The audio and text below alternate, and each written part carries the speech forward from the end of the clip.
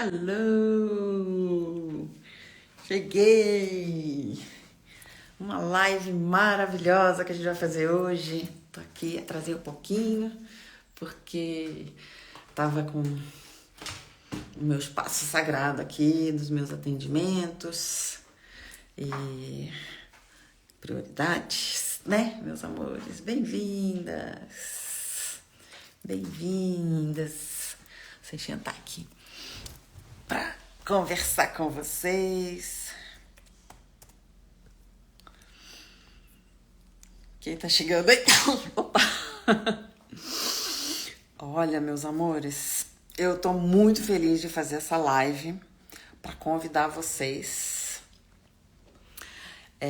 para falar mais, para a gente trabalhar mais essa pandemia do momento, né? Vocês ficaram sabendo, vocês estão aí sabendo que essa live vai falar de trauma. Nós estamos cada vez mais entendendo as dificuldades que os seres humanos estão tendo aí com relação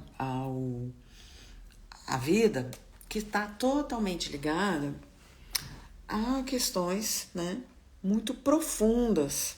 Às vezes, o trauma para as pessoas é uma coisa muito chocante. As pessoas não querem falar disso achando que trauma é só coisas muito, muito ruins, situações muito dramáticas na vida das pessoas que são traumatizantes. Mas hoje a ciência já está mostrando que experiências são traumáticas, às vezes num lugar muito invisível, né? Que as pessoas não reconhecem que viveram uma experiência traumatizante e ficaram traumatizadas. Então, este mês, e essa live é para abrir esse mês, que eu vou começar a falar bastante desse assunto aqui, porque é uma questão de saúde mental, é uma questão de saúde materno-infantil, que a gente precisa muito ter mais conhecimentos. Quanto mais pais e mães, quanto mais terapeutas souberem como funciona, como que a gente traumatiza, o que é um trauma, como que a gente traumatiza e como que nós muitas vezes estamos retraumatizando nossos clientes porque não temos esse conhecimento. Para mim, quanto mais gente souber, melhor vai ser, tá? Então, esse mês eu estou iniciando com essa live para começar a falar mais sobre esse assunto. Vocês sabem que eu já falo disso há muitos anos, em várias publicações aqui sobre trauma, mas sempre fica essa dúvida nas pessoas achando que o trauma é algo assim muito catastrófico. Eu fui violentada e aí isso é traumático. Eu fui abandonada no meio da rua, isso é traumático. A gente sempre acha que é uma situação catastrófica, né? Que realmente traumatiza. E a realidade é que Peter Levine, ele começou a falar disso de uma maneira mais didática, mas as terapias corporais, que são a minha base, né, de trabalho, a bioenergética, elas já falam dessas somatizações, dessa resposta corporal há muito tempo, né?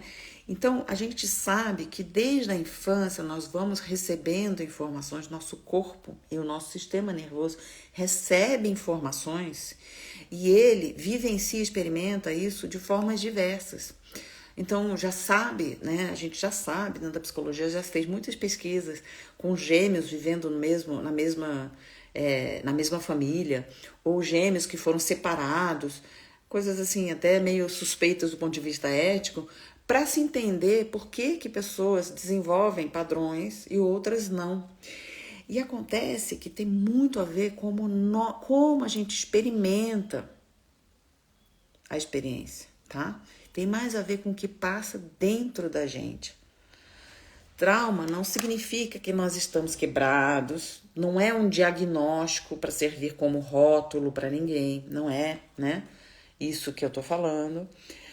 Mas também não quer dizer que tem algo errado com a pessoa, apenas que aquilo tá lá, operando dentro dessa pessoa, às vezes de uma maneira invisível. Por isso, essa pandemia que eu digo hoje, que eu quero nomear como uma resposta a pandemia que a gente viveu, porque as pessoas falam da pandemia, que as mães que tiveram filhos na pandemia, por exemplo, falam como se tivesse tudo bem, como elas estiveram bem porque elas estavam dentro de casa, estavam protegidas. Como só quem pudesse ter vivido um estresse tóxico foi aquela pessoa que foi para a rua trabalhar, os médicos que estavam lá na frente de atendimento. Não, gente. Todo mundo, todo o planeta, toda a humanidade vivenciou uma experiência traumática. E nós já somos seres, nós adultos, viemos de uma educação, de uma criação, onde violência física ou verbal nunca foi visto como algo muito grave, certo? Como uma mãe ou um pai que não é muito funcional, ou uma mãe ou um pai que tem algum transtorno ou alguma doença, não tem nada de demais cuidar dos filhos. Tudo isso, gente, são experiências traumáticas, tá? São vivências que podem acessar traumas. Então, a gente entende que o trauma pode ser um catalisador também e um despertar de consciência e cura profunda. A Dani está falando, eu tive um bebê na pandemia. Exato, né? E a gente acha que ter bebê na pandemia tá tudo bem porque eu estava protegida, ou porque eu estava com a equipe certa, ou porque eu estava no meio do mato, então não tinha risco de pegar o Covid. Acontece que uma das coisas mais traumáticas, vamos falar um pouquinho da pandemia que a gente viveu, porque as pessoas acham que não foi nada. E o que a gente está vendo hoje nos bebês de agora, isso, pediatra, fisioterapeutas, todos repetem isso. Bebês da pandemia são diferentes porque eles viveram um tempo de isolamento, um isolamento social que não é saudável emocionalmente, nem física nem emocionalmente. E isso deixa marcas no desenvolvimento das crianças. Se você for olhar, pergunta para o pediatra, pergunta para os fisioterapeutas de infantis, para os osteopatas, como esses bebês estão vindo diferentes. Como eles estão mostrando agora quais são as consequências. Olha, a Ângela falou, eu tive, logo depois entrou a pandemia. Veja bem, é isso que a gente não está falando. As pessoas falam como se fosse nada, né? Não é nada. Deixa eu ver aqui. Tornou tudo mais enlouquecedor, pois foi meu quarto filho. Imagina a Dani com 4 filhos, tendo o quarto filho em plena pandemia. Você está isolada, sem rede de apoio, né? Tendo que cuidar e dar conta de uma gestação e um bebê. As pessoas acham que isso foi normal. Por que a gente acha que foi normal? Porque todo mundo viveu. Só que nós vivemos, inclusive aqui no Brasil, por conta da situação política e econômica, geopolítica e econômica, por conta disso, nós vivemos um processo de traumatização que é muito agravante, porque é a sensação de não ser assistido, tá? De não estar protegido por outros órgãos, pelos órgãos que deveriam estar atuando. Em todo trauma coletivo que se estuda, né? Às vezes tem, sei lá, acabou de ter um terremoto gigante, né? Aqui na Turquia. Quando tem um trauma coletivo, né? Como esse, como um terremoto onde morre pessoas e tudo, a assistência que vem ajudar essas pessoas, quando ela vem e realmente favorece, porque vem uma assistência às vezes só na hora, mas não termina o trabalho. O processo de trauma é muito maior, tá? Mas eu não vou entrar nisso agora, porque isso é muito profundo e isso é complexo, a gente vai falar isso mais pra frente. A gente tem que entender que enquanto a gente tá pai e mãe que viveu viveu durante a pandemia e que já carrega dentro de nós um corpo marcado por respostas traumáticas da nossa infância, de como ela foi, e nós todos carregamos, tá, gente? Ninguém escapa. Todo mundo tem as feridas, tá? Tem as couraças corporais de vivências traumáticas na infância, mesmo que você tenha pais maravilhosos, pais muito amorosos, Todo mundo tem, ninguém escapa disso. Então a gente somou as nossas questões traumáticas, nossas respostas que estavam ali já, com gatilhos. Então a pandemia ela veio para trazer esses gatilhos, tá? Muitos gatilhos foram acessados aí. E por isso que imediatamente na pandemia a saúde mental foi muito abalada e muitas pessoas imediatamente procuraram ajuda. O que aconteceu com as pessoas que não foram abaladas imediatamente? É isso que ninguém entende. As pessoas que na hora se fortaleceram, enraizaram, não, tem que ficar firme, preciso manter aqui a minha postura, preciso viver, preciso dar conta, né? Elas entraram num lugar de vou dar conta de tudo. Quando a pandemia arrefece, a resposta traumática veio, o corpo somatizou. Tá? E aí veio as questões, às vezes, corporais, exaustão, cansaço, tudo isso tá dentro do quadro, tá? De uma resposta póstuma, tá? Uma resposta depois que a pandemia veio. Nós vivemos um estresse tóxico durante a pandemia, tá? A gente precisa aceitar isso, foi para todo mundo assim. Terapeutas, quantos terapeutas não tenho pego em trabalho agora ou no ano passado, do ano passado todinho, atendendo psicólogos, terapeutas, psiquiatras, que estavam nessa resposta porque eles ficaram médicos, né? Porque eles ficaram muito no fortalecimento. Preciso estar forte para ajudar, tá? E o que acontece com mãe e pai que tiveram os bebês aí? A gente acha que passou, então agora tá tudo resolvido. Só que o trauma do passado, ele vive dentro de nós, tá? Eu quero que vocês entendam isso. Todos os dias, ele tá dentro da gente. E ficar fingindo que tá tudo bem, que não tem nada a ver, e tentar esquecer o que a gente viveu, porque foi o que a gente fez, eu inclusive, né?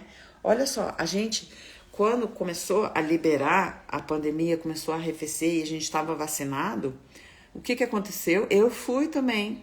Eu queria viver, eu fiquei com uma força, uma energia de força, de vida, porque foi muito doloroso aquele processo. Só que isso veio de uma maneira que é uma resposta também, muitas vezes, compensatória, tá? Se não estiver fazendo sentido o que eu tô falando, vocês vão fazendo pergunta aqui, tá, gente? Porque esse é um tema muito denso. Eu não quero aprofundar demais, porque isso pode acessar coisas em vocês e eu tô aqui na telinha, não tenho como proteger vocês.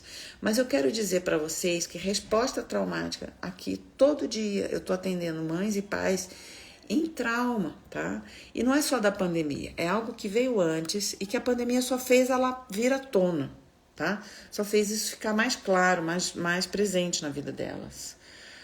Pais com muitas raivas e depois com ressentimento e culpa, porque elas estavam ali, estão criticando as crianças, batendo nas crianças ou se enfurecendo com as crianças. Isso tudo é uma resposta traumática. Então, se a gente não curar os nossos traumas, a gente vive nesse modo sobrevivência. Vocês conhecem o modo sobrevivência? Me explica aqui, me diz se vocês sabem sobre isso, que senão eu falo para vocês, tá? Eu explico melhor para vocês. O que eu percebo é que muitos de nós estamos no modo sobrevivência.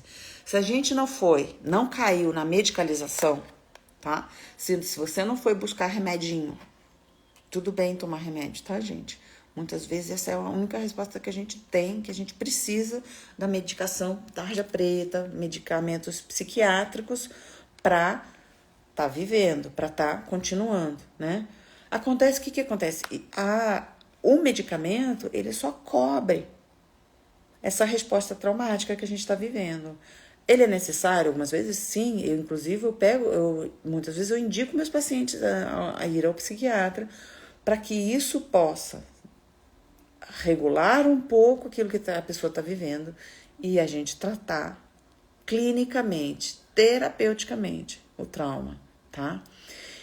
Todos nós, seres humanos, temos a habilidade de nos curarmos, tá? Dessas respostas que têm gatilhos, que disparam gatilhos emocionais na gente, Todos nós temos. Mas a gente precisa aprender. A gente precisa, muitas vezes, pedir ajuda para que a gente possa aprender a curar isso daí. Se não curamos o trauma, ele está ali o tempo inteiro na nossa vida. Gente, trauma é parte da experiência humana. E essa experiência tem um impacto diferente em cada pessoa, tá? Isso é uma frase para vocês ficarem para o resto da vida. O trauma, a gente não pode evitar o trauma. Os pais vivem procurando. Será que eu estou traumatizando meu filho? Nós não temos o poder de evitar o trauma. Faz parte da vida, da experiência da vida, tá? O que a gente precisa é despertar a consciência para isso, perceber como ele funciona, ter conhecimento e percepção de como ele funciona. Sem curar os nossos traumas, nós vivemos num modo de sobrevivência. A gente vive sob o modo, estar num modo reativo. E eu sempre falo disso aqui para vocês. A reatividade que os pais estão, que nós pais estamos muitas vezes. O que é essa reatividade? A gente fica brava, a gente explode, tá? Uma cortada aqui. Voltou? Me fala aqui se voltou direitinho, gente. Responde aqui pra mim só pra eu continuar. Porque às vezes trava, eu fico falando e vocês perdem o que eu falei, né? Tá normal? Deixa eu ver aqui. Voltou? Ah, obrigada, Marcela. Oi, Marcela. Obrigada, Luísa. Obrigada. Obrigada, meus amores. Muito obrigada. Ótimo. O trauma, então, ele não é um significado de que nós estamos quebrados, ele não quer dizer que tem algo errado com a gente, mas que a gente vive nesse modo de sobrevivência, voltando sobre a sobrevivência, um modo reativo de nos desligar, shutting down. A gente se desliga, a gente vai para outro mundo, a gente anestesia, a gente é rígido, defensivo, a gente fica numa escassez, na falta, na comparação, na competição. Tudo isso, né, é sobrevivência. Tá? Tudo isso é resposta de sobrevivência. Então, o trauma do passado, ele vive dentro da gente todo dia. E ficar negando e tentando esquecer não vai fazer ficar melhor. Algumas terapias faladas, né, a terapia, a psicanálise, as terapias que a gente fala, não vão conseguir sempre acessar, resolver no nível do sistema nervoso e na resposta de estresse. Ou quando conseguem, elas levam um tempo longo para processar. Pelo menos essa é a minha experiência, tá, gente? Eu não conheço todos os processos terapêuticos de fala para falar genericamente. Mas a minha experiência, o que a gente percebe é isso, tá? Que só na fala, só no desabafo, o desabafo, inclusive, ele pode ser uma resposta traumática. Eu fico desabafando, fico ruminando, fico me queixando, vou na terapia e me queixo, boto para fora. Mas isso não resolve aquilo que está na base do seu sistema nervoso, entende? Eu não estou dizendo que a gente não pode nunca reclamar, que a gente não pode nunca desabafar. Isso também é uma válvula de escape que pode pode nos ajudar. Mas ela não pode ser um processo de ficar só nisso. A gente tem que buscar a origem daquilo que está incomodando, tá? E é disso que a gente vai falar esse mês todo. Eu vou fazer lives, tá? E a gente vai fazer um evento maravilhoso, tá? Então, já eu vou liberar aí o link para o evento, para vocês se inscreverem, para convidar vocês para esse evento que eu vou falar e eu vou ensinar vocês, tá? Sobre trauma, e vocês vão poder se tornar pais e terapeutas informados em trauma. Vocês vão conhecer, eu realmente vou ensinar vocês sobre isso, tá? Então, gente, o que a gente precisa? Não precisa a gente ficar revisitando o passado para se curar dos traumas, tá? Às vezes a gente acha que tem que fazer regressão, visitar aquilo, e aí as pessoas falam, mas eu quero viver o presente, o passado fica me atrapalhando, me angustia, me deprime pensar no passado.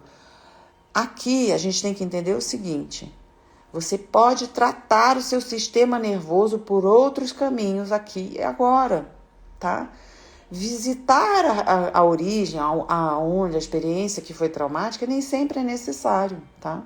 A gente pode trabalhar no aqui e agora, o nosso sistema nervoso. Esse aqui é legal. Isso aqui é maravilhoso no trabalho somático, entendeu? O trabalho que eu faço somático, emocional, trabalhando as couraças, trabalhando o corpo, mente, emoção. Então, é a flor de 4 pétalas, tá?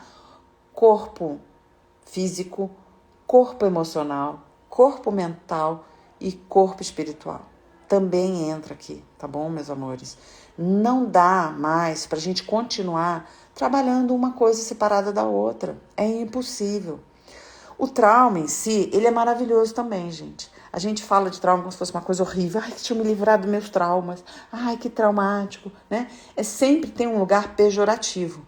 Eu vou te falar uma coisa. Desde que eu comecei a trabalhar com as terapias corporais, comecei a curar pessoas, trabalhar nesse lugar de cura dos pais que estão vivendo situações difíceis com seus filhos, eu passei a ficar mais feliz, mais positiva com a palavra trauma.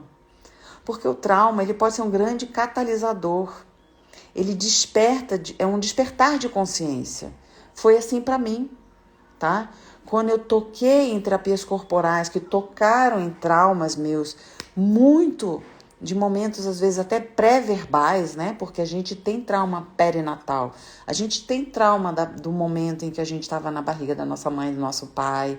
E tá tudo bem. É impossível pai e mãe proteger da vida que acontece com eles, tá? E aí o que é legal é que eu comecei a olhar para isso com tanto amor e ver como o trauma é um catalisador de despertar de consciência e curas profundas. Se você quer e está decidida a ter curas profundas na sua vida, você precisa olhar para o trauma. Se você é terapeuta, psicólogo, trabalha com o campo emocional, com a saúde mental, você já está lidando com trauma. Não tem como escapar.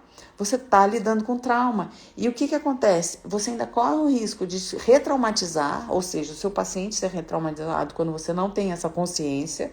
Você deixa a pessoa falando e naquele gatilho emocional ali repetindo aquele negócio e você não tem recursos para tirar ela desse lugar, para trazer ela para um lugar saudável, tá?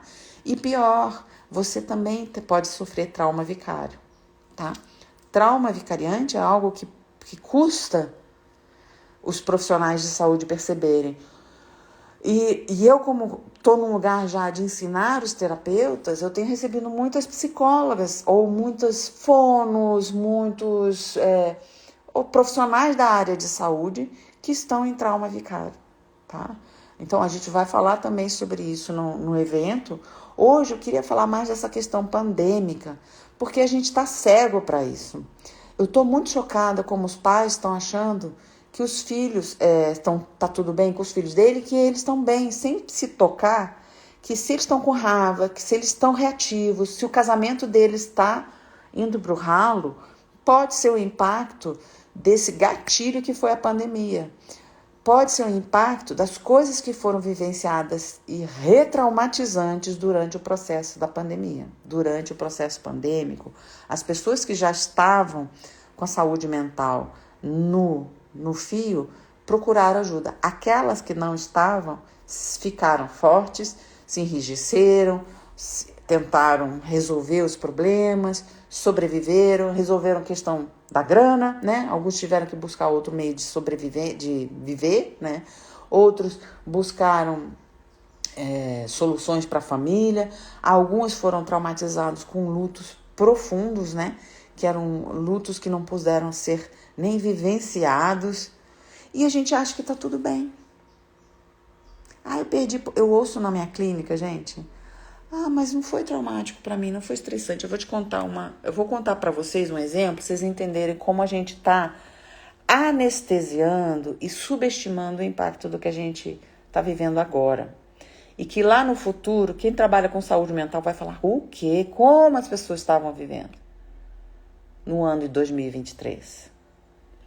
Então, pode ser que isso mexa com vocês um pouquinho aí, mas olha, Vai fazer bem olhar para isso, gente. Não faz mal. Eu não vou acessar os gatilhos de vocês aqui hoje. Fica tranquilo, tá? O que a gente entende? Que o trauma ele é um catalisador de despertares de cura. Então, os pais e mães que estão preocupados em traumatizar os seus filhos, muitas vezes eles carregam com eles questões emocionais que foram deixadas ali, que eles deram conta do jeito que foi possível na infância.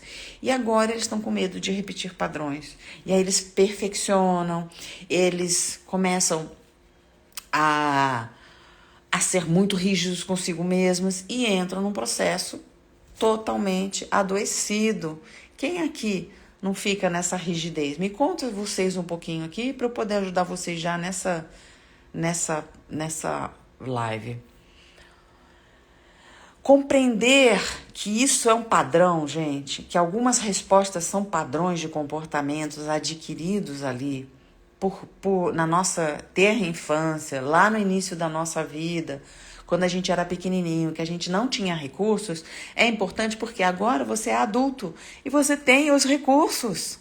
Você é um adulto que pode se tornar um adulto mais saudável, tá? Olha que bonito. Deixa eu ver aqui. Não, nada não. Pensei que fosse uma pergunta. Olha que lindo. Muitas educadoras parentais, muitas terapeutas parentais, muitas pessoas se transformam pela parentalidade, pelos pais, quando se tornam pais. Só que também são gatilhos muito grandes. Então eles entram, começam a perceber a dificuldade e passam a querer buscar compensações. E aí eles compensam na vida com os filhos, tá? E compensar dentro do quadro da psicologia é a mesma coisa. Se você compensa, minha mãe faltou comigo, faltava afeto, faltava carinho, faltava colo. Então o que eu faço? Eu faço uma criação com apego, eu dou tudo que a criança pede, eu dou o peito durante 2 anos sem nenhum tipo de limite e eu me exauro, eu fico exausta. E isso é um processo compensatório. E isso também é uma resposta traumática.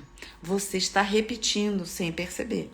E como a gente faz, Flávia? As pessoas sempre falam, mas professora, então como eu faço para não repetir e nem compensar?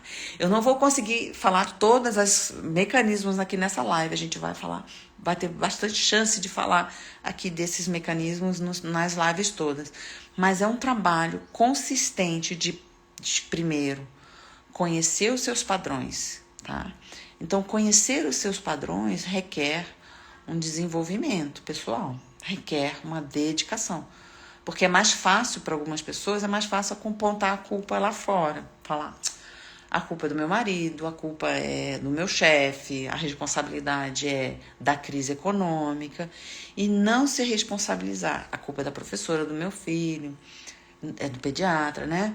E não se responsabilizar pela autopercepção dos seus comportamentos compensatórios ou repetitivos. Eu tenho percebido como mãe, a Marcela está falando aqui, vou ler a fala dela. Como mãe, eu estou no processo oposto da rigidez profissional, me sinto às vezes sem recurso, isso tem me deixado reativa.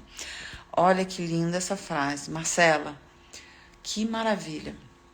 O oposto da rigidez é, então, né, ser flexível demais, permitir tudo e nem sempre é a resposta que a criança precisa, né? E olha, quando ela fala, como profissional me sinto sem recurso.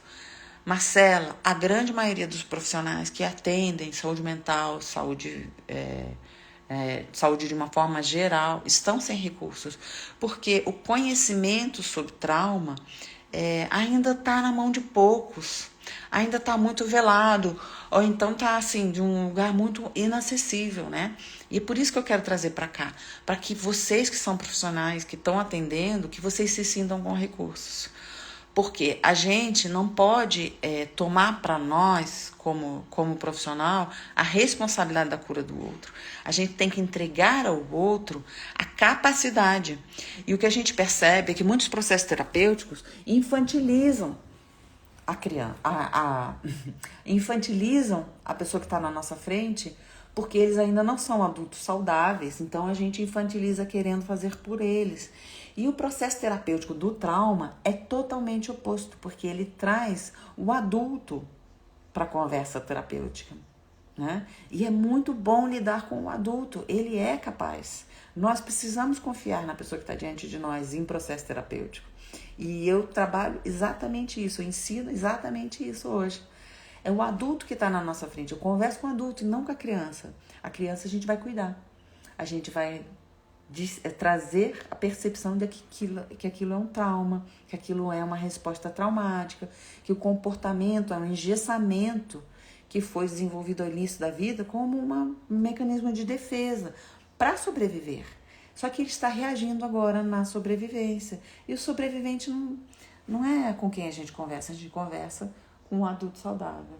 Porque se a gente não trabalha a questão do trauma ali, que a gente não traz recursos corporais para esses adultos, eles vão ficar só na fala, né? E eles não vão conseguir só elaborar, como psicóloga, né? A gente trabalha muito a fala como um processo de elaboração. Só que a gente precisa processar isso no corpo também. O sistema nervoso e a fala, ela pode funcionar como processamento, mas ela não pode funcionar apenas como desabafo e repetição, tá? Eu tô tentando e lembro. Não tô conseguindo ler, gente, porque tá... Eu tô tentando e lembro essa ira é minha, não é dela, não é ela. É só uma criança. O meu marido teve uma criação muito rígida, tentando mostrar a ele. Tô tentando mostrar a ele. Carol, você tá falando que é só sua filha e que a ira é sua e não da sua criança? Ou você tá falando que é da sua criança interna? Me explica aqui nos comentários. Quando a gente tem pessoas perto de nós que são muito rígidas, provavelmente a gente precisou. A gente se associa a pessoas que muitas vezes a gente precisa, sabe? Para sustentar a gente na vida como seres humanos. E aí, eu sou casada com um homem rígido também, que tem bastante coraça de rigidez. E o que a gente precisa trabalhar é que é uma escolha nossa se curar, e eles também podem escolher ou não trabalhar essa rigidez, tá? E que se a gente fez a escolha de estar com uma pessoa assim, ter filhos com uma pessoa assim, é uma escolha inconsciente, que agora é consciente, tá? E que a gente precisa amar a pessoa do jeito que ela é, inteirinha, desse jeitinho, que isso trouxe algo bom pra nossa vida, né? Eu sei o que trouxe de bom. Você sabe o que eu trouxe de bom nessa rigidez? E aí você conversa através deste amor. A gente só consegue conversar com o nosso parceiro, né? Tô falando de mulher aqui, do lugar da mulher. A gente só consegue conversar com o nosso parceiro de um lugar amoroso. Se a gente critica, tô criticando a rigidez, ele é muito rígido, tá? Não sei se é isso que você tá fazendo, mas eu quero só mostrar como a gente é capaz, enquanto ser humano, de ser terapeutas de si mesmos, de um lugar de amor profundo, de respeito profundo com o adulto que ele se tornou por conta da experiência de vida que ele teve, que foram experiências traumáticas como as suas, porque senão você não tava com essa pessoa, né? E é uma colinha muito, muito da sombra. E é bonito descobrir essa cola sombria que cola a gente no amor de um para o outro. A Indire. Flávia, bom dia. Qual é essa abordagem ou teoria que olha para a criança interior que você muito fala? Olha, hoje tem gente que fala de criança interior pra caramba e por aí, né? Então, assim, eu não sei dos outros, eu sei da minha. Eu trabalho com as couraças corporais. Eu venho de um trabalho de terapias corporais muito longas, né? Esse é o meu rolê, como disse a minha filha ontem, dei risada, minha filha falou assim, Flávia, mãe, esse é o seu rolê. Eu falei, esse é o rolê da Flávia. Eu sou formada em psicologia, mas eu trabalho com terapias corporais há 20 anos, por aí, que eu busco as terapias que são para além da terapia da fala, tá? E a psicologia, ela tem hoje cada vez mais percepção, nós estamos descobrindo dentro do campo da psicologia, das ciências psicológicas, né? Como as terapias corporais estavam já num lugar de vanguarda. E isso é que eu amo, de perceber como as terapias corporais eram vanguardistas e como muitas vezes foram repudiadas dentro dos meios acadêmicos, tá? Porque cometeram erros e a gente não pode negar que houveram situações aí que foram erradas, mas todos os processos de conhecimento cometem erros, né? E as terapias corporais são várias, tá? Então, o que eu faço no meu trabalho? Eu ensino os terapeutas, ou trabalho com as mães também, né? Eu trago várias dessas ferramentas, eu fiz um apanhado de várias dessas ferramentas. E eu ensino os psicólogos e terapeutas e educadores a usar as ferramentas que eles já têm e aprendem novas ferramentas comigo no trabalho deles com trauma e parentalidade, entendeu? Respondeu a sua pergunta? Mentira. É a minha ira, ela não tem isso, sua filha não tem isso. Meu amor, essa ira precisa ser cuidada. Eu fiz uma aula sobre raiva que tá lá no meu YouTube. Você procura no YouTube Flávia Penido, lá que você vai me achar. Acho que não tem tantas Flávias Penido no YouTube, senão eu passo aqui pelo meu direct o meu link, tá? Tem uma aula sobre raiva que tá muito boa e eu tô deixando ela aberta. Já faz uns meses aí, porque esse é um assunto que está muito em vigor e eu quero ajudar as mães. Mas faz parte dos meus conteúdos, então uma hora eu vou tirar essa aula de lá, então corre para assistir depois. É a aula Quando Eu Sinto Raiva. Se você não achar, procura lá no YouTube. Se você não achar, me pede no direct que eu te passo o link. Essa aula é muito boa. A ira precisa ser cuidada mesmo. A gente precisa trabalhar no campo somático, no corpo, tá? Não adianta reprimir sua raiva. Essa raiva tá aí e você precisa trabalhar ela. Ela precisa vir num lugar adequado para ir dissolvendo essa resposta traumática, tá bom? Sentir raiva, sentir ira não é uma coisa errada, gente. As emoções, o sentir, e isso eu queria muito falar aqui. Que bom que você trouxe. Olha só como o campo vai trazendo aquilo que eu queria falar. O sentir é aquilo que a gente precisa. E muitas vezes o que a gente faz é dissociar o sentir. A gente não quer mais sentir porque aquilo é demais. A sensação que a gente tem é que aquilo é demais pra gente. E porque tá vindo como uma resposta traumática e você não acessou ainda os recursos que tem no seu corpo e em você para curar isso, para lidar com essa resposta, tá? As pessoas falam hoje muito aí na parentalidade de autorregulação, mas não ensinam os mecanismos de autorregulação aos adultos. Esses mecanismos são fundamentados no corpo e na experiência do seu corpo é que você vai ir desenvolvendo a sua própria maneira de lidar, tá? Com seus comportamentos.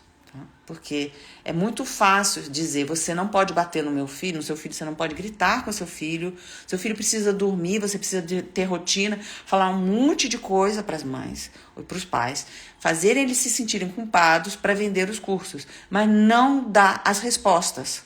Eu trago aqui, eu sempre ensino, eu dou recursos, quem faz os meus cursos gratuitos sempre sai com um monte de recursos, porque eu acho isso muito importante, é muito tóxico e é muito retraumatizante, é muito irresponsável você falar daquilo que é gatilho emocional, falar daquilo que pai e mãe precisam fazer, aquilo que terapeutas precisam fazer, sem ensinar como fazer, tá? Isso é um retraumatizante e eu me sinto responsável em ensinar vocês.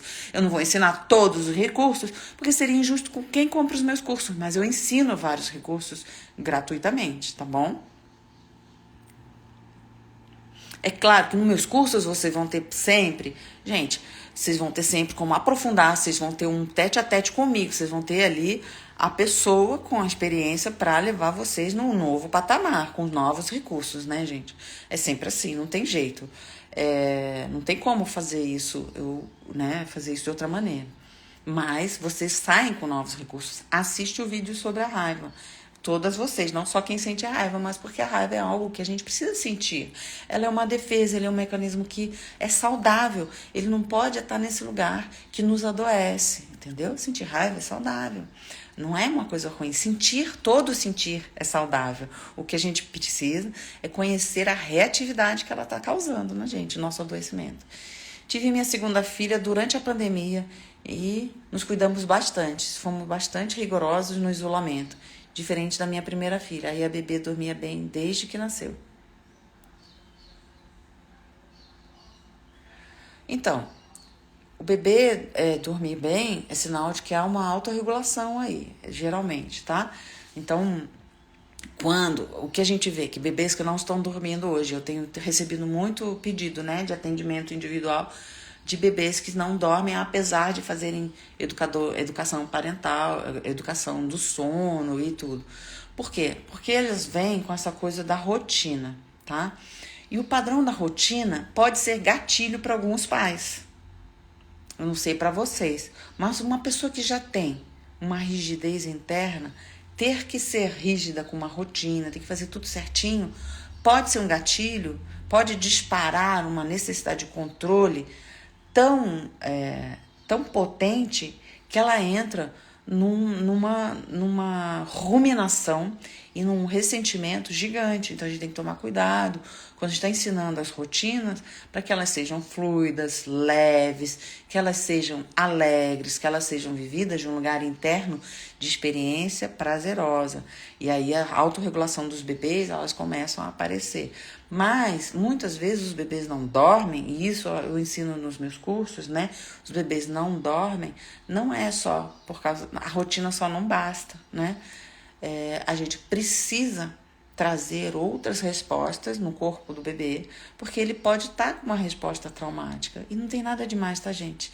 Os bebês, assim como os adultos, eles são vulneráveis, né? Bebês são mais vulneráveis, crianças são mais vulneráveis a estarem com resposta traumática, mas eles são facilmente cuidados e a corregulação vai curando isso, né? A gente falou assim, parecia um puerpério mais leve. Aos 5 meses, todos pegamos Covid pela primeira vez e ficamos bem, mas o sono dela nunca mais foi o mesmo. Com 1 ano e 2 meses, são inúmeros despertares. Olha que legal. Esse é um exemplo. Eu não sei se é isso, tá? Mas deixa eu te falar uma coisa bem importante para você, que pode te ajudar, você individualmente, mas pode ajudar muitas mães que vão assistir essa live depois e muitos profissionais que fazem cursos comigo. Quando a gente percebe que algo aconteceu e que a criança não acordou mais, a gente pode pensar que existe uma resposta aí. Algo aconteceu com essa mãe, ou algo aconteceu com esse pai, ou algo aconteceu com esse bebê, que ali, depois de que aquilo aconteceu, não dormiu mais. A pandemia, ela acessa traumas coletivos, tá? E do ponto de vista de inconsciente coletivo, dependendo da sua família de origem, do seu sistema familiar, pode ter acessado outras respostas, outros traumas coletivos, tá? Do seu marido, do seu, pode ser isso. Traumas coletivos foram acessados. Quando pegou o Covid ali, que sentiu aquele medo, porque quem teve Covid durante a pandemia sentiu algum medo, mesmo que diga, não, eu estava vacinada, foi tranquilo, foi levinho, sentiu medo, gente. Não vamos fingir que não sentimos medo, tá? Eu tava tranquila, eu tava bem, eu confio em Deus. Tem medo. Não vamos mais negar, sabe? Se você acha que não teve medo, você tá se enganando, você tá cobrindo, mascarando, porque você acha que foi pouco, que esse medo não foi nada, porque você já está na sobrevivência e no medo, tá? Perceba.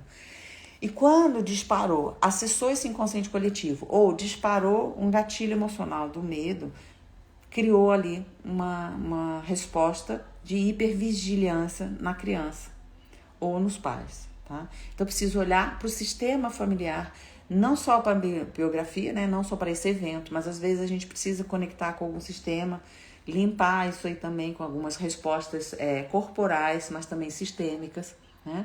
Porque o sistema familiar, quando ele é afetado e a gente resgata isso, a gente pode deixar isso para trás. A gente pode deixar essa resposta traumática que a gente carrega das nossas famílias. Não faz muito tempo que tivemos pandemias, tivemos traumas coletivos, entende? No Brasil. Não faz tanto tempo assim, são gerações atrás. Às vezes a gente não sabe quem foi essa geração, quem foi essa pessoa, mas tá ali, tá na nossa vivência, tá na nossa frequência da nossa família, tá? Então pode ser qualquer uma dessas coisas. Então aí precisa de um processo que você, pai e mãe, podem restaurar a regulação. A gente chama de autorregulação, corregulação, mas o que a gente precisa fazer, para explicar para vocês de uma maneira muito clara, é voltar a aumentar a janela, tá? Essa janela aí da criança e dos pais. É uma janela de tolerância a estresse que foi achatada. Quando a gente está numa resposta de hipervigilância, ou seja, a criança não dorme, ela está hipervigiando. É uma resposta aí dessa, é uma hiperexcitação do sistema nervoso, tá? Às vezes a gente vai para a resposta ao contrário, é uma baixa da excitação. As pessoas que estão deprimidas, estão exaustas, muito cansadas, aquele cansaço crônico, é uma resposta, a janela está lá para baixo. Na aula da raiva eu explico isso bem detalhadinho. Então a gente está lá para baixo, está na baixa, está no sistema nervoso está para baixo, tá? E na hipervigília está para cima, tá? Só para vocês entenderem. Tá na excitação ou tá na hipoexcitação, tá? Então tá sem energia ou com muita energia. E o que a gente precisa tratar? Tratar do corpo somático, mas também de todos esses mecanismos, pensamentos e memórias somáticas que estão aí. São raras as noites que ela desperta apenas 2 ou 3 vezes. Estou exausta, privação de sono, amamentando à noite para ela voltar a adormecer. Então, a gente precisa trabalhar aí nessa resposta de hipervigília que ela está trazendo. Porque ela se sente segura. Você é a base de segurança dela e o mamar é uma resposta muito relaxante, né? A gente já sabe que mamar para dormir tá tudo bem, que não é errado a gente amamentar a criança para dormir, porque é uma resposta muito relaxante. Só que o problema é que algumas mães não conseguem dormir com isso, né? E aí isso vira um problema para os pais e não para o bebê. Para o bebê tá tudo bem, ele acorda, mama, dorme de novo, relaxa e dorme de novo. Mas a gente precisa entender o que está fazendo, o que está causando esses despertares dela, né? E isso pode sim, olha, o que você trouxe aí está muito claro que como veio depois que vocês tiveram a Covid, que é uma resposta traumática, que é uma resposta aí de hipervigília, de algo que aconteceu, recebeu um medo, recebeu um medo de não sobreviver, certo? Então é algo muito profundo, gente. O Covid mexeu com algo muito profundo. Isso a gente tem que entender. Eu tô mexendo no celular porque o meu tripé quebrou, tá, gente? Eu fui botar, por isso até que eu me atrasei. Eu fui botar o celular no tripé e ele espatifou. E aí fica com essa câmera mexendo. Mas não importa, né, gente? O sistema nervoso da gente, ele tem uma janela de tolerância, tá? E quando a gente passa por traumas, essa janela de tolerância de situações difíceis e estresse, ela fica encurtada. Veja se você não está com essa janela de tolerância encurtada, porque sem dormir, dormindo mal, acordando, tarará, só vai piorando e você tá já na bola de neve. Essa bola de neve é muito perigosa, porque a gente pode, inclusive, ter disparar um transtorno psiquiátrico, a gente pode disparar uma resposta agressiva e inconsciente com a criança, né? Dormindo, a gente maltrata a criança. Então, a gente precisa se cuidar mesmo. E isso é um trabalho que eu faço muito, né? Quem me conhece aqui já faz tempo que eu faço esse trabalho das mães cuidarem dessa amamentação aí noturna, de um lugar seguro. Então, o bebê, a sua filhinha entende que você é o lugar seguro, tá? E isso é normal, nós somos mamíferos, precisamos, enquanto bebês, de um lugar seguro. Mas você não precisa ser o único lugar seguro da sua bebê, tá? E o peito não precisa ser a única resposta para que ela consiga relaxar. Então, o que vocês precisam trabalhar é relaxamento dentro da família, tá? Resposta de relaxamento. Não é só, vou lá relaxar. É descobrir quais são os gatilhos de resposta de relaxamento. Assim como a gente tem gatilho de emocional que disparam memórias, que disparam comportamentos, que a gente entende como comportamentos que não são efetivos mais, que não nos ajudam na nossa vida, nós temos gatilhos de resposta de relaxamento também. E é isso que você tem que buscar, tá? E eu ensino isso às mães e os terapeutas. Todo o meu puerpério acompanhando o seu conteúdo por aqui, seu conteúdo de desmame, sobre olhar para a nossa criança interior, foi muito importante para mim. Ah, que linda, que bom que te ajudou, Índia. Fico muito feliz quando vocês me trazem esses relatos assim ao vivo, porque encoraja as outras mães que estão assistindo também a buscar, né, esse conhecimento, encontrar os seus recursos. Os recursos para trauma são diversos, tá? Existem hoje algumas linhas que estão trabalhando bastante do ponto de vista cognitivo. Eu acredito que cognitivamente a gente não tenha respostas para trauma não tenha recursos para os traumas tão facilitados, tá? Então, usar só a linguagem para lidar com aquilo que foi traumático, como eu estou fazendo aqui, né? Estou só falando com vocês.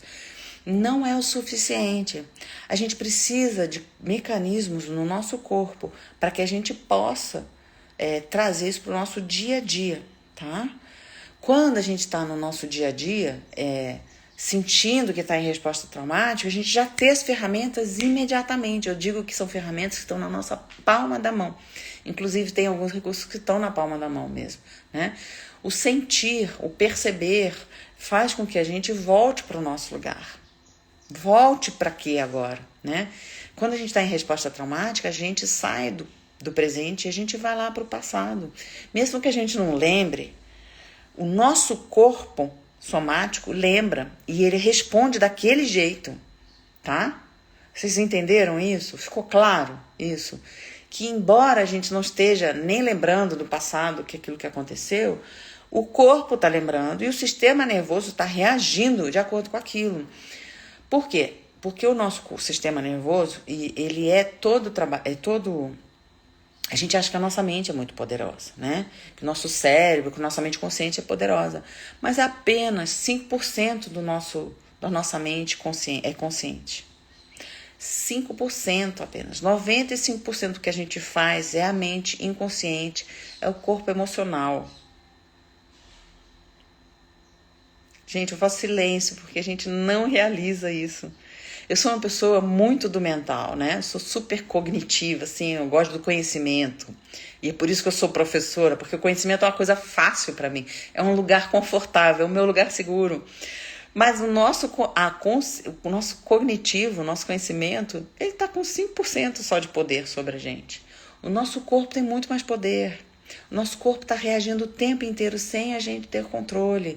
E é só trabalhando o corpo emocional, o corpo físico, que a gente começa a perceber os comportamentos que estão reativos. Às vezes a gente está super reativo, não sabe nem porquê, mas está reativo tanto tempo que acha que esse é o nosso jeito. Então, tipo, sabe quando a gente diz, meu marido é rígido, como alguém falou aqui? Ele não é rígido. Essa é a resposta dele. Que ele teve a vida inteira dentro da vida. E a gente não vai deixar de ser assim de uma hora para outra, mas a gente vai parar de ser engessada, de adoecer os outros e de se adoecer com essas respostas, entende? A gente não deixa a rigidez para lá, né? Eu também tenho ferida da injustiça, então tem bastante rigidez também. Mas eu sou super fluida, porque eu trabalho muito essa minha rigidez. Quando eu enrijeço, eu adoeço. E eu adoeço as pessoas que estão em volta de mim. Você falou da raiva como um sentimento. Eu estou lendo o livro do Marshall Rosenberg sobre o propósito da raiva. Processo de raiva. Específico sobre a raiva eu não tenho. Mas olha, o Rosenberg é ótimo, porque ele diz que a raiva é sempre... que a raiva é um sentimento secundário. E foi o primeiro, quando eu fiz a formação em comunicação não violenta, eu fiz uma formação, muitos anos atrás, quando as minhas crianças eram bem pequenas, porque eu achei que isso ia resolver os paradigmas, mas só o cognitivo não ajuda. A comunicação não violenta, ele fala, raiva é um sentimento secundário, por trás da raiva vem outro sentimento, uma necessidade mais profunda e um outro sentimento. É muito legal. Porque realmente a raiva, ela vem já com um sentimento que não é o primário. Tem algo que veio antes. Geralmente uma tristeza profunda, né? E a beleza da raiva é que ela é uma defesa. Ela coloca um limite. A raiva, ela foi feita para a gente se defender de alguém que está passando o limite. Mas quem deixou passar o limite primeiro fomos nós mesmos. E a gente precisa trabalhar essa nossa mulher boazinha, homem bonzinho, que é uma resposta de não dar limites, de ceder sempre, né? Nossa, em 2 sessões, Andressa fofa, nossa, Se em 2 sessões eu me transformei, Flávia, imagino no decorrer desse ano. Foram pontos essenciais que transformaram minha vida e, por consequência, da minha família e dos meus pacientes. Ai, que lindo, Andressa. Obrigada por esse relato aqui ao vivo. Sempre ajuda as pessoas a buscarem os cursos, né? Andressa, querida. E é isso, né? É exatamente isso. Quando a gente tem os recursos e quando a gente ensina os clientes ou os alunos a usar esses recursos, eles aprendem muito rápido. E a autonomia, ela vem de um lugar muito maravilhoso. Porque é muito cansativo a gente estar num processo terapêutico uma vida inteira e a gente não desenvolver a autonomia que a gente veio ao mundo para desenvolver. Nós viemos ao mundo para desenvolver essa autonomia como adultos, tá? E se a gente na infância ficou preso em algum lugar onde a gente não desenvolveu a autonomia, por exemplo, a boazinha que eu falei aqui, para encerrar nossa live, já são 10 horas, eu vou terminar aqui esse contexto. A mulher boazinha é uma mulher que aprendeu na infância que ceder, que ser gentil, que isso faz com que as pessoas amem ela. Como se ela não fosse receber amor se ela colocasse algum limite. Então, quando ela começa a colocar limite, é muito difícil. Aí ela explode para o limite vir.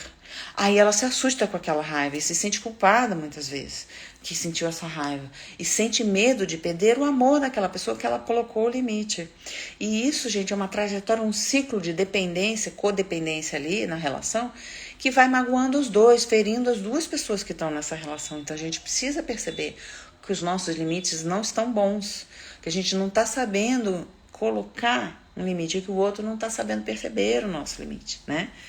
Isso é muito importante. Gil, por trás da raiva, uma tristeza profunda. Sim, muitas vezes. Eu também tenho gatilhos de raiva, né? Então a raiva é algo que me toca, que me move de falar sobre ela. E desde criancinha eu era filha brava, né? Eu era criança brava. Eu fui, na minha família, batizada pelo meu avô paterno como onça brava. Onça porque eu tinha essas manchas no corpo, a gente nasceu com piebaldismo, e brava porque eu estava sempre no gatilho da raiva. Eu estava sempre numa resposta ali de raiva. Esse recurso da raiva me trouxe até aqui para falar com as mães que têm raiva também. Então é muito natural que as mães com raiva me procurem, tá? Por trás da raiva, uma tristeza profunda. É isso. É uma tristeza profunda de uma criança que não se viu amada e que por isso não consegue impor limites, tá? Vê se faz sentido aí. Às vezes não é isso, às vezes a sua raiva vem de outro lugar. Mas essa é a criança ferida, que sente uma dor profunda. Então ela está sempre na empatia, sempre buscando entender o lado do outro, sempre percebendo o outro antes dele mesmo perceber, sempre cedendo. Mas uma hora ela cede tanto que quando ela precisa, ninguém está lá para ceder por ela, para cuidar dela, ela explode. Ou deprime, né? Porque a raiva também nos deprime. Tá? Fez sentido aí, gente? Então vamos cuidar dessa pandemia de agora, essa pandemia invisível que nós estamos vivendo, meus amores. Eu vou liberar um link aí, já tem um link aí na minha bio, para quem quer já saber das coisas de última mão, e logo eu vou liberar um link aí pro evento que eu vou fazer. Esse mês eu vou fazer várias lives falando desse assunto, tá, meus amores? As terapeutas, as profissionais, os pais, todos aprendendo sobre trauma, se tornando pais informados em trauma, educadores e terapeutas informados em trauma, tendo recursos, desenvolvendo recursos para lidar com as pessoas que estão chegando até você precisando de ajuda, tá bom? Meus amores, vou encerrar essa live que foi muito gostosa. Fazia muito tempo que eu não fazia live, né? Saí de férias, tô voltando. Tô feliz de encontrar vocês aqui, conversando comigo. Fico muito feliz de ver que vocês estão sempre por aí, procurando e comentando e conversando. Depois que eu salvar essa live, vá lá e conversa comigo, marca, manda para alguém, tá bom, meus amores? Para ajudar a divulgar, porque a gente precisa tratar dessa pandemia invisível de agora, tá bom? Beijo, meu. Obrigada a vocês. Obrigada, Marcela, obrigada. Tchau, gente. Bom dia para vocês também.